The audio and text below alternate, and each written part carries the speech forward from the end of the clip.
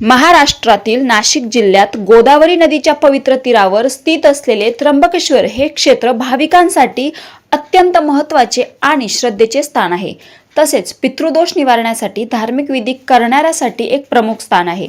येथील शिवमंदिर हे 12 ज्योतिर्लिंगांपैकी एक आहे. या ज्योतिर्लिंगाला भगवान शिवाच्या त्रिनेत्र स्वरूपाचे प्रतीक मानले जाते. या प्राचीन आणि ऐतिहासिक मंदिराची वैशिष्ट्ये म्हणजे येथे पितृदोष, कालसर्पदोष, नागदोष आणि अकाली मृत्यूशी संबंधित असलेल्या विविध दोषांचे निवारण करण्यासाठीचे विशेष असे धार्मिक विधी पार पाडले जातात. त्र्यंबकेश्वर मंदिराचे पौराणिक महत्त्व. या ज्योतिर्लिंगाच्या उत्पत्तीशी आणि महत्त्वासोबत एक अत्यंत रंजक पौराणिक कथा जोडलेली आहे.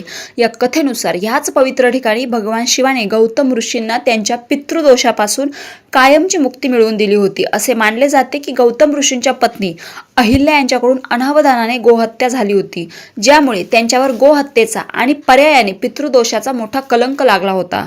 या घोर पापातून मुक्ती मिळवण्यासाठी त्यांनी तपश्चर्या केली. तेव्हा भगवान शिवाने येथे साक्षात प्रकट होऊन त्यांना या दोषातून मुक्त केले. याच कारणामुळे त्र्यंबकेश्वर येथे संपूर्ण देशात पितृदोष निवारणाचे सर्वात प्रमुख आणि पवित्र स्थान मानले जाते. गरुड पुराणात असा स्पष्ट उल्लेख आढळतो की या ठिकाणी त्रिपिंडी श्राद्ध, नारायण नागबली आणि कालसर्प पूजा केल्यास पूर्वजांच्या आत्म्याला चिरंतन शांती प्राप्त होते आणि त्यांच्या वंशजावर असणारा कोणत्याही दोषाचा अशुभ प्रभाव कायमचा संपुष्टात येतो. पितृदोष निवारणाची विशेष पूजा. जेव्हा कुटुंबातील एखाद्या व्यक्तीचा अकाली मृत्यू होतो किंवा मृत्यूनंतर त्यांचे श्राद्ध व तर्पण योग्य विधीपूर्वक केले जात नाही, तेव्हा पितृदोष निर्माण होतो असे मानले जाते. त्र्यंबकेश्वरमध्ये या पितृदोषाच्या निवारणासाठी त्रिपिंडी श्राद्ध अत्यंत भक्तिभावाने केले जाते. ही विशेष पूजा मुख्यत्वे मागील 3 पिढ्यांच्या पूर्वजांच्या शांतीसाठी केली जाते. या पूजेचा भाग म्हणून सर्वप्रथम जवळून वाहणाऱ्या गोदावरी नदीत पवित्र स्नान केले जाते. त्यानंतर विधिवत पिंडदान आणि तर्पण विधी पार पाडला जातो. अशी दृढ मान्यता आहे की या पवित्र भूमीवर एकदा पितृतर्पण केल्यास काशीमध्ये 100 वेळा तर्पण केल्याच्या बरोबरीचे महान पुण्य प्राप्त होते.